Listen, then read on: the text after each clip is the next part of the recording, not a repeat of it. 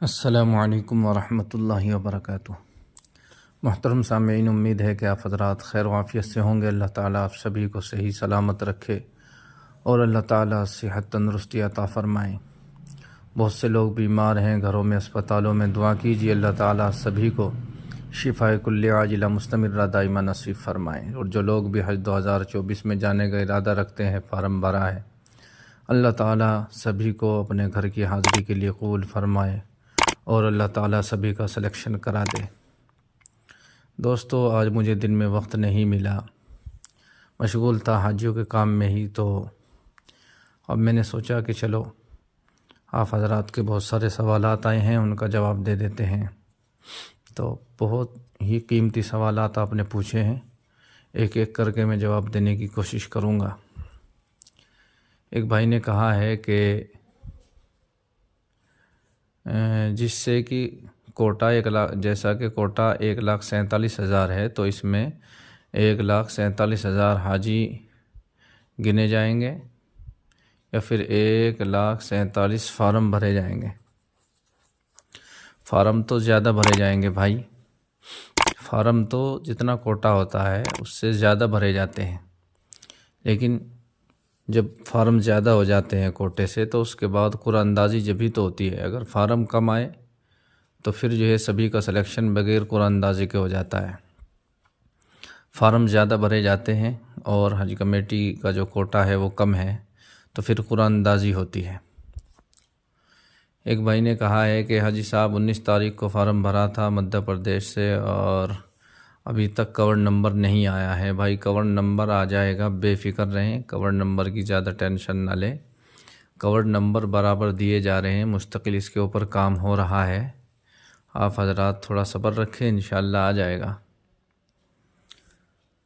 एक भाई ने कहा है कि मेरा नाम अब्दुल अज़ीज़, औरंगाबाद महाराष्ट्र से हूँ, अभी तक कवर नंबर नहीं आया, प्लीज़ बताएं।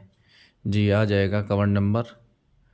हज कमेटी की तरफ से बताया गया है कि 12 तारीख तक इंशाअल्लाह हम कोशिश करेंगे कि सभी का कवर नंबर दे दिया जाए। लेकिन कुछ लोग ऐसे हैं जो 12 तारीख को ही फार्म भरेंगे या 13 में, 14 में, 15 में, तो उनका कवर नंबर बाद में आएगा।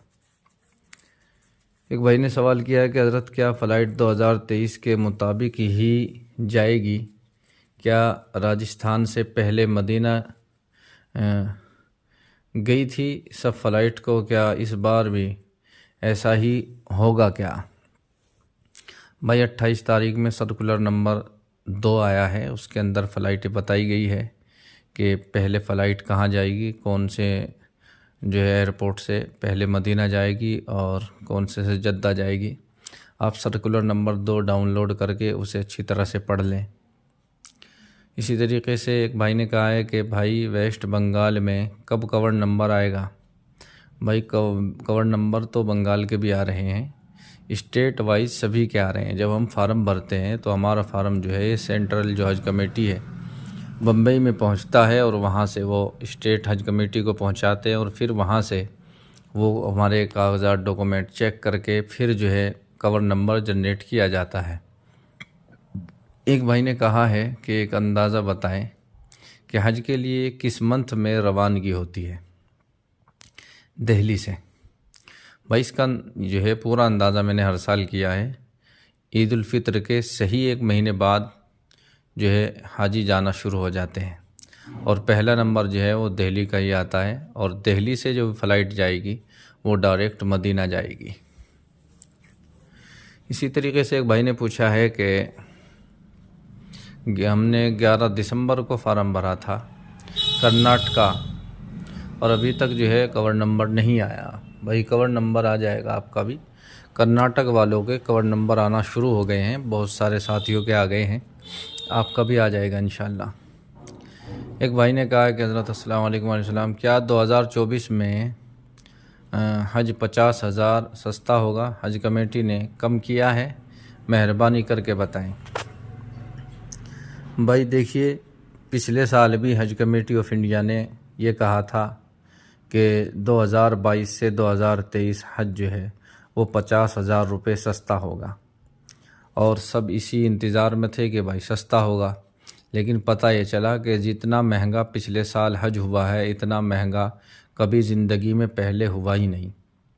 इसलिए इस बात का कैसे भरोसा करें जब पैसे कम जमा हों और पिछले साल से 50,000 कम जमा हों, फिर तो हम कुछ अंदाज़ा लगाएं। इसलिए अभी आप इस बात को बिल्कुल पक्का ना समझें कि 50,000 कम होगा। बात कही कुछ जाती है, होती कुछ है।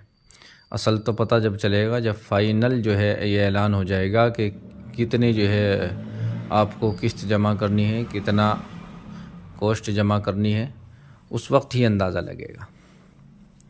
एक भाई ने कहा अस्सलाम वालेकुम वरहमतुल्लाहि वबरकातुहू। वालेकुम सलाम।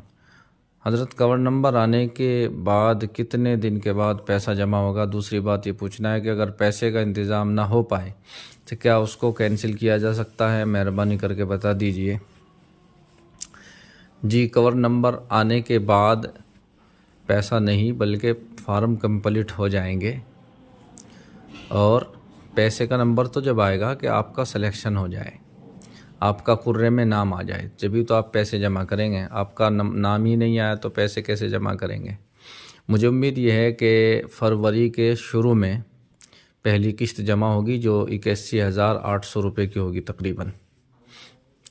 और दूसरी बात जो आपने पूछी है कि पैसों का इंतज़ाम ना हुआ, बहुत सौ का पैसों का इंतज़ाम नहीं होता। बहुत से आदमी बीमार ज़्यादा हो जाते हैं, इंतकाल हो जाता है, कुछ हादसा हो जाता है, तो ऐसे में जो है हम अपनी दरख्वास्त को कैंसिल कर सकते हैं। इसमें घबराने वाली कोई बात नहीं है। आपकी अगर किस्तें भी जमा हो गई तो पैसा जो है आपका अकाउंट नंबर में वापस आ जाएगा। यूपी का कवर नंबर कब तक आएगा? भाई यूपी वालों के तो कवर नंबर आना शुरू हो गए हैं कई दिन से, और आपका भी आ जाएगा इंशाल्लाह। एक भाई ने कहा कि मैं यूपी महाराजगंज डिस्ट्रिक्ट से हूँ। 19 दिसंबर को फार्म भरा था, 28 दिसंबर को कवर नंबर आ गया, अल्हम्दुलिल्लाह, सुभान अल्लाह। इसी तरीके से हाफिज़ रिजवान भाई हैं, इन्होंने कहा कि मेरा कवर नंबर आ गया है, क्या ये कन्फर्म है कि हमारा सिलेक्शन हो गया? जी भाई, कुछ लोग जो है इस बात के कन्फ्यूज़न में हैं। वही सोचते हैं कि कवर नंबर आना गोया कि हमारा सिलेक्शन हो गया। कवर नंबर आने का मतलब सिलेक्शन होना नहीं है।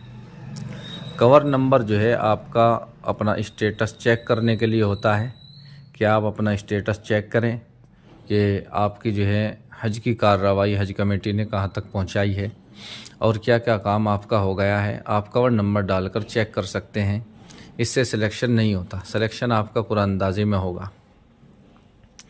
एक भाई ने कहा कि मैं राजस्थान सिकार ज़िले से हूँ, मेरा कवर नंबर आ गया है, मुंबई से जाना चाहता हूँ और मैंने फार्म में भी फर्स्ट चॉइस जो है मुंबई लिखा है, सेकंड में जयपुर किया है। क्या मुझे मुंबई से जाने की इजाज़त मिल जाएगी? जी हाँ, मिल जाएगी। इसी तरीके से एक भाई ने कहा है कि हज का कुर्रा रमज़ान से पहले होगा। जी हाँ, इंशाल्लाह रमज़ान से तो पहले ही हो जाएगा। एक भाई ने कहा है कि मेरा एक सवाल है, जवाब दे कि हमारे 5 साल की बेटी को अपने साथ हज पे ले जाने का सोच रहे हैं, अभी तक फार्म भी नहीं भरा, तो क्या हज और एहराम की पाबंदी उस पर भी रहेगी? उसको भी वही सब करना है जो हाजी लोगों को करते हैं? बच्ची को हज पे ले जाना सही रहेगा क्या? प्लीज़ कुछ डिटेल में बताएं। बच्चे को लेकर मैं बहुत परेशान हूँ क्योंकि घर में भी कोई नहीं है, तो बच्ची को रख सकते हैं प्लीज़। 5 साल की बच्ची का हज हो जाएगा या फिर बालिग होने के बाद दोबारा हज करना होगा? देखिए भाई, बच्चे को ले जा सकते हैं, कोई दिक्कत नहीं है। बस ये है कि हज जो फ़र्ज़ होता है वो बालिग होने के बाद होता है। आप जब हज उससे कराएंगे तो ये हज जो है नफली माना जाएगा। और बच्चा अगर समझदार है, वो सारे काम कर सकता है, तो आप उसके जो है ihram बांधेंगे और उससे नियत कराएंगे। उससे नहीं होगी तो आप पहले अपनी नियत करेंगे, जैसे उम्रे की नियत करनी है या हज की, पहले अपनी नियत करेंगे, फिर उसकी तरफ से नियत करेंगे।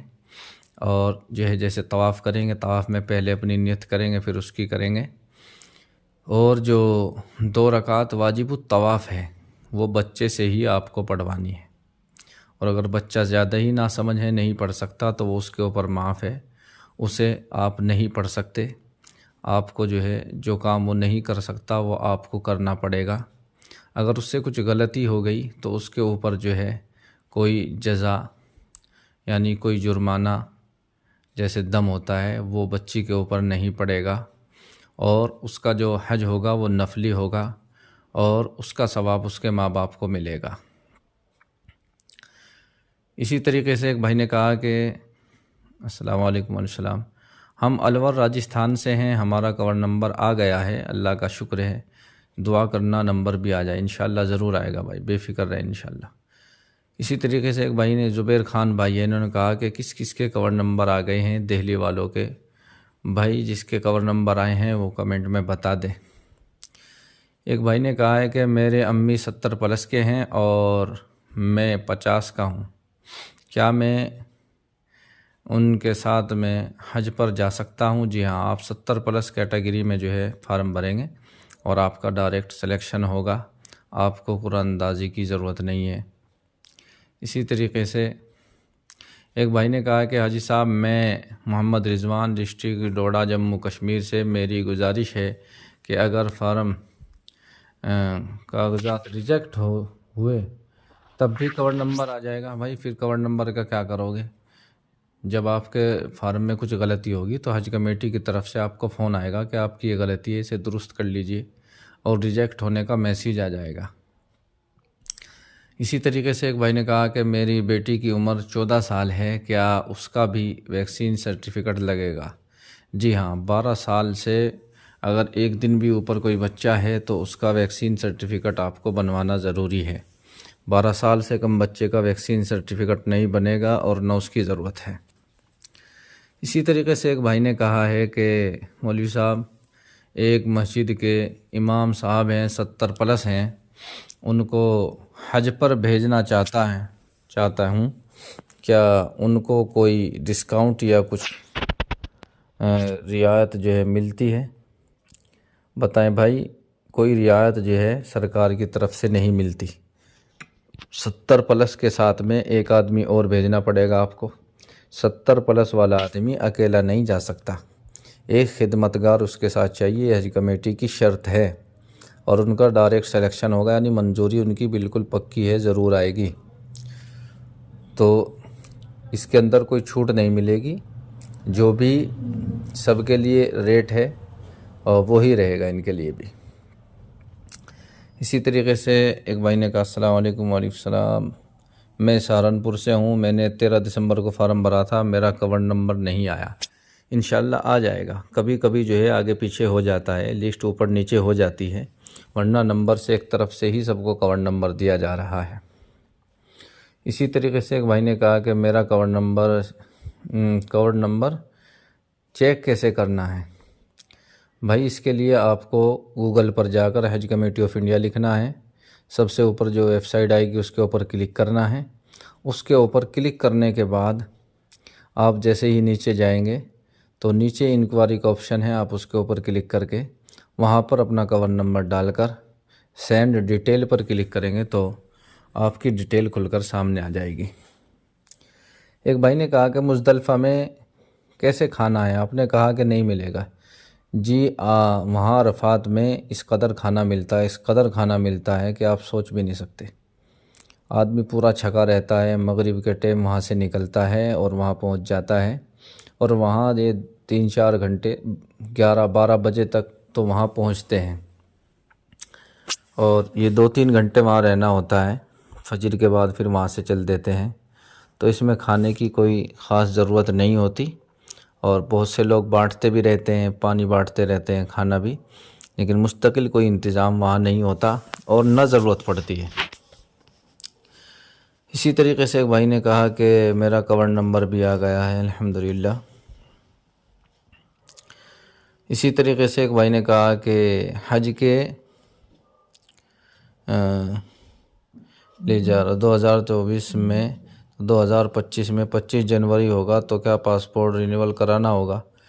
जी हाँ, 2024 के हज में आप जा रहे हैं तो 25 जनवरी को नहीं 31 जनवरी तक चाहिए, रिन्यूअल कराना होगा, वरना आपका फार्म रिजेक्ट कर दिया जाएगा। एक भाई का तो कल परसों कमेंट आया था कि मेरा जो है वो रिजेक्ट हो गया, शायद 25 जनवरी था उसका भी, और हज कमेटी ने फ़ोन करके भी कहा कि आपका ये रिजेक्ट हो सकता है, इसे रिन्यूअल करा लीजिए। तो रिन्यूअल करा लें, तत्काल में कराएं, जल्दी हो जाएगा, 4-5 दिन में पासपोर्ट आ जाएगा। इसी तरीके से एक भाई ने कहा कि मैं नवाब खान, अस्सलाम वालेकुम अस्सलाम, मैंने 10 तारीख को फार्म भरा था एमपी से और अभी तक कवर नंबर नहीं आया है। भाई इंशाल्लाह आपका भी कवर नंबर आ जाएगा, 1-2 दिन आप इंतज़ार करें। बस फार्म को अच्छी तरह से चेक कर लें कि उसके अंदर कुछ कमी, कुछ गलती, कुछ कोताही तो नहीं है। दोस्तों, ये आप हजरात के सवाल थे जिनका मैंने अच्छी तरह से जवाब दिया है। हज कमेटी ने जो सर्कुलर नंबर 2 जारी किया है, और बहुत सारी चीज़ें जो है हज कमेटी ने इस बार अच्छा किया कि बहुत सारी चीज़ें पहले ही बता दी है। तो क्या क्या चीज़ें बताई है इंशाल्लाह उसके ऊपर मैं वीडियो बनाने की कोशिश करूँगा। इसके बाद जो वीडियो आएगी इंशाल्लाह उसके अंदर सारी डिटेल आपको मिलेगी। आज वक्त कम था तो मैंने सवालों का जवाब देने की कोशिश की और इसी पर इक्तिफ़ा करता हूँ। अगर मन में कोई और सवाल है तो आप कमेंट करके दोबारा से पूछ सकते हैं। और हमारा जो है ग्रुप भी है व्हाट्सएप का, हज 2024 के सवाल, डिस्क्रिप्शन में उसका लिंक है, आप उसके ऊपर क्लिक करके ज्वाइन हो सकते हैं। और वहाँ भी हज कमेटी से जुड़े बहुत सारे लोग उसमें जुड़े हुए हैं जो सवालों का जवाब देते हैं, और जो वक्त मुझे मिलता है मैं भी जवाब देने की कोशिश करता हूँ। तो आप हजरात वहाँ भी सवाल कर सकते हैं और यहाँ भी कर सकते हैं। दोस्तों, वीडियो अच्छी लगी है तो वीडियो को लाइक कर दे, शेयर कर दे। चैनल पर नए हैं तो चैनल को सब्सक्राइब कर ले ताकि आने वाली वीडियो का नोटिफिकेशन आपको मिलता रहे। आइए चलते हैं, फिर मुलाकात होगी अगली वीडियो में। अस्सलामु अलैकुम व रहमतुल्लाहि व बरकातुहू।